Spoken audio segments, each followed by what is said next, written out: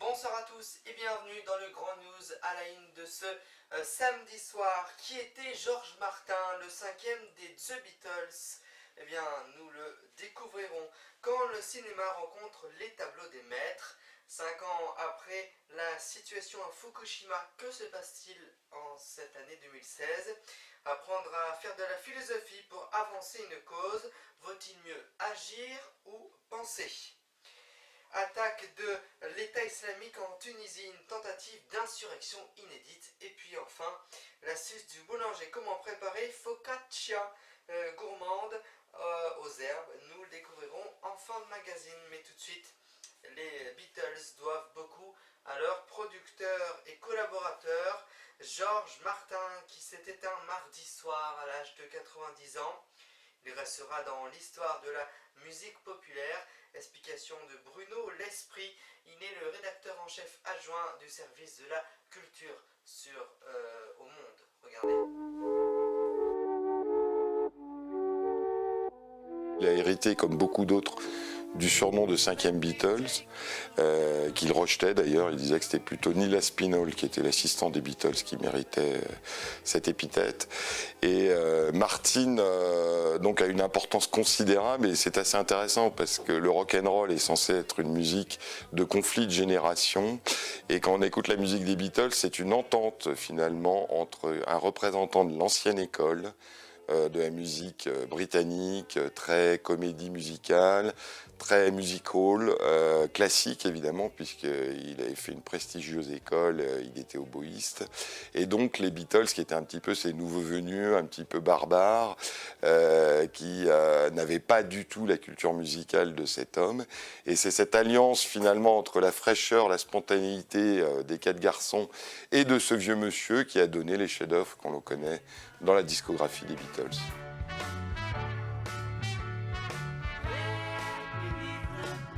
Les exemples d'intervention de George Martin dans la production et surtout les arrangements des chansons des Beatles sont multiples. Le premier qui vient à l'esprit, c'est Please Please Me, qui va être leur premier numéro 1. À l'origine, c'est une ballade très lente, façon Roy Orbison, chanteur américain un petit peu crooner. Et c'est Martin qui a l'idée d'accélérer la chanson. Et le pari est gagnant, puisqu'effectivement, ça devient leur numéro 1. Donc ça, c'est une intervention directe.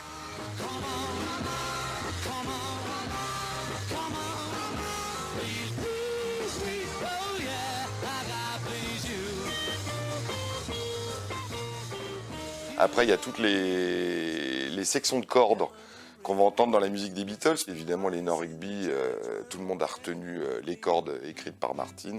Lives in a dream, waits at the window, wearing the face that she keeps in a jar by the door. Who is it for? Évidemment, ce qu'on retient beaucoup de Yesterday, c'est la beauté de la mélodie, la mélancolie que dégage cette chanson de Paul McCartney, et bien sûr l'arrangement de cordes derrière, que c'est Martin qui a écrit cet arrangement de cordes, puisque les Beatles n'étaient pas capables du tout d'écrire de la musique pour partition avec 2 violons, un alto et un violoncelle.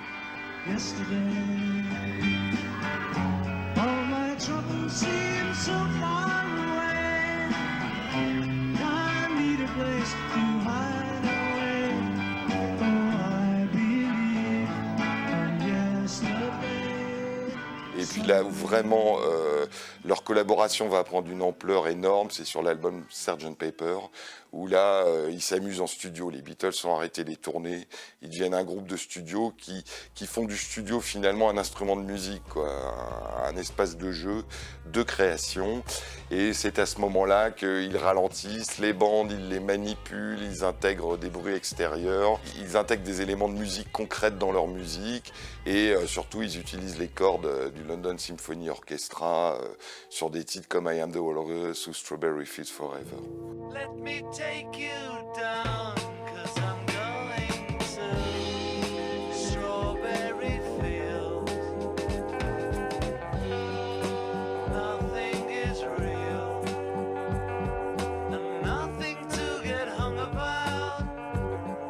Strawberry Fields forever.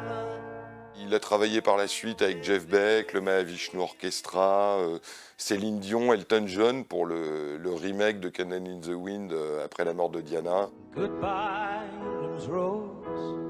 May you ever grow in our hearts. You are the grace that placed yourselves where lives were torn apart. Mais il n'aura jamais retrouvé un groupe de la taille et de l'ampleur des Beatles par la suite. Et ce qui est intéressant, c'est qu'il a très souvent collaboré par la suite avec McCartney, ce qui montrait très bien que quand même le secret de l'entente, c'était entre lui et McCartney que ça passait essentiellement. Lennon aura des mots très critiques dans une interview à Rolling Stone à l'égard de George Martin en expliquant que son rôle a été largement exagéré, quoi. Botticelli rencontre ainsi Terry Gainsborough, Quentin Torratoni, tandis qu'Alfred Hitchcock est allé chercher la maison de Psychose du côté d'Edward Hopper, image signée Ugor Effendi.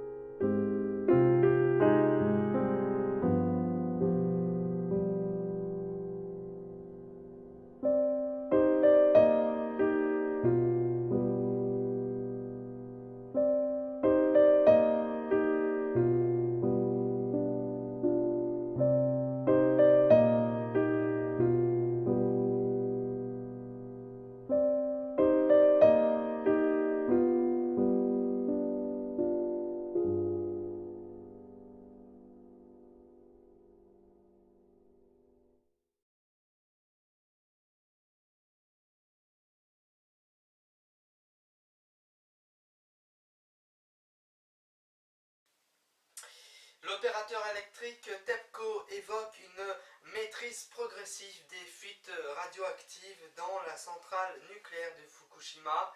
Des eaux contaminées sont encore présentes dans le fond des bâtiments, mais les travaux semblent en bonne voie. Le point 5 ans après de cette situation qui a fait de nombreux morts. En 2011, un puissant séisme suivi d'un tsunami ravage la centrale de Fukushima Daiichi. Depuis, elle est refroidie en permanence pour éviter de nouveaux rejets radioactifs. Mais que devient l'eau utilisée? Dans les réacteurs 1, 2 et 3, les équipes de l'opérateur TEPCO injectent quotidiennement 325 mètres cubes d'eau, ce qui permet de maintenir les eaux dans les réacteurs à une température largement en dessous de 50 degrés. Le problème, c'est que l'eau déversée s'écoule en permanence dans les sous-sols des bâtiments où elle se mélange aux infiltrations d'eau souterraine. Résultat, il y aurait aujourd'hui près de 70 000 tonnes d'eau contaminée dans le fond de la centrale. L'opérateur TEPCO pompe dans les sous-sols des constructions environ 500 mètres cubes chaque jour. Cette eau est traitée et une partie est réintroduite dans le circuit de refroidissement. Reste moins de 200 mètres cubes inutilisés, direction la zone de stockage. Dans cet immense parc où se côtoient plus d'1 millier de réservoirs, près de 800 000 tonnes d'eau contaminée se sont accumulées depuis la catastrophe. Cela équivaut à plus de 200 piscines olympiques. L'ennui, c'est que bon nombre de réservoirs, construits dans la précipitation, se sont mis à fuir. Ils ont dû être progressivement remplacés par un type de réservoir adapté. Si tout se passe bien, le problème des eaux contaminées pourrait néanmoins être maîtrisé dans le courant de l'année 2016. Un mur de 900 mètres de long et 30 mètres de profondeur a été installé pour empêcher l'écoulement des eaux de la nappe souterraine vers l'océan. Le sol doit également être gelé pour maîtriser les infiltrations dans les bâtiments. Enfin, TEPCO dispose d'une capacité de traitement de 2300 m3 d'eau par jour pour enlever les radioéléments des eaux provenant de la centrale. L'objectif est de supprimer toutes les fuites et de n'entreposer plus que de l'eau traitée. À terme, ces eaux pourraient être rejetées dans la mer.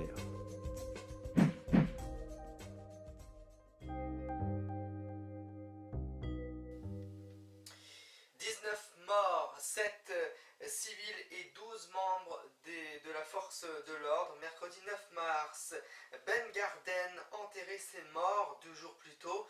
La ville de 60 000 habitants au sud-est de la Tunisie était attaquée par des djihadistes de l'organisation État islamique. Joseph Alopez. Mercredi 9 mars, Ben Gardan enterrait ses morts.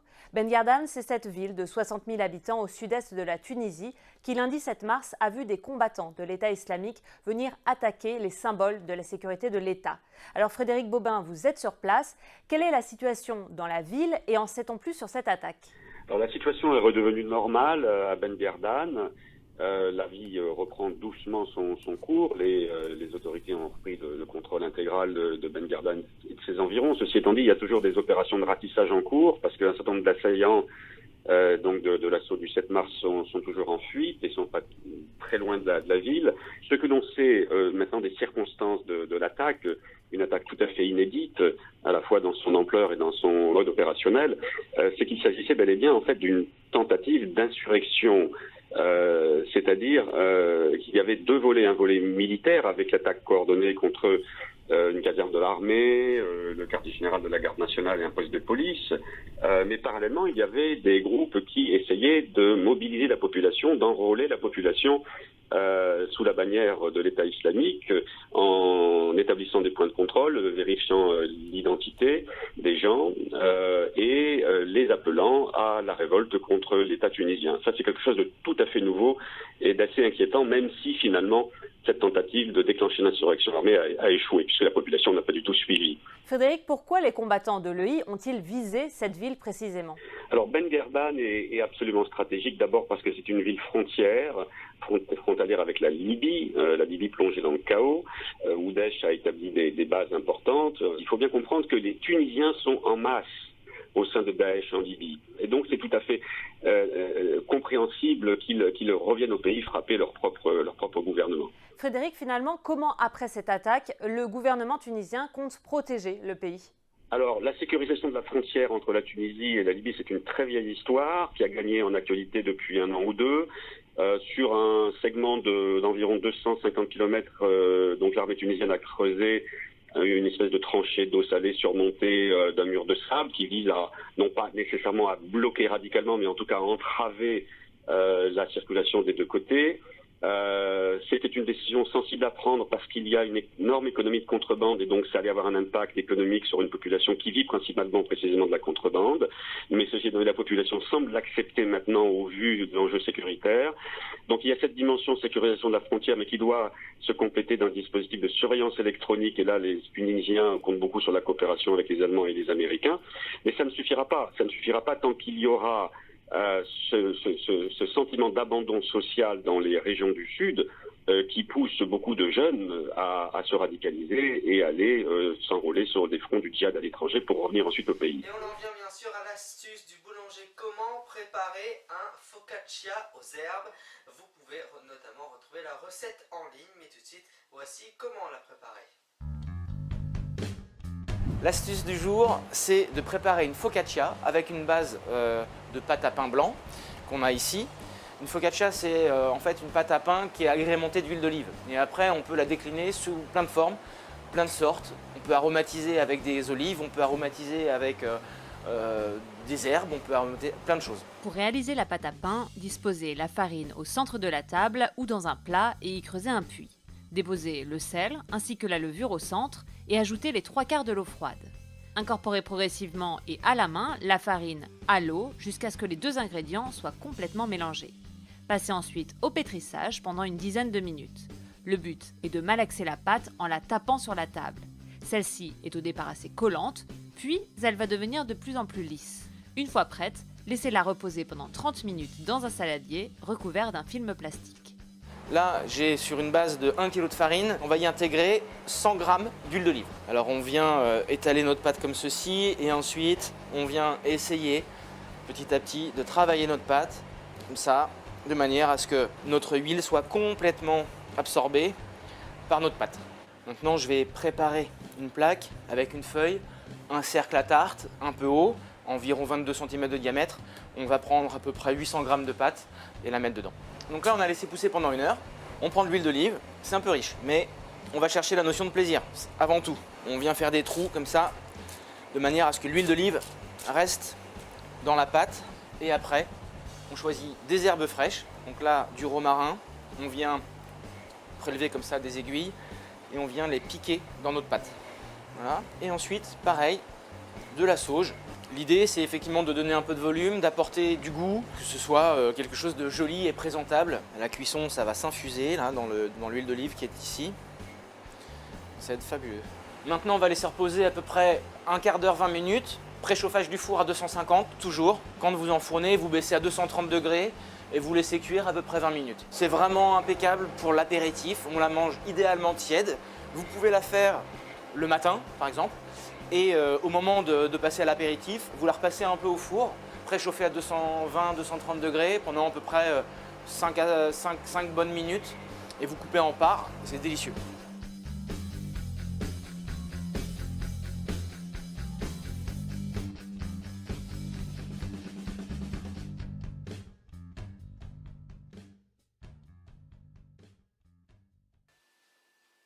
C'est la fin de ce magazine d'information. Retrouvez la rediffusion ce soir à minuit 15.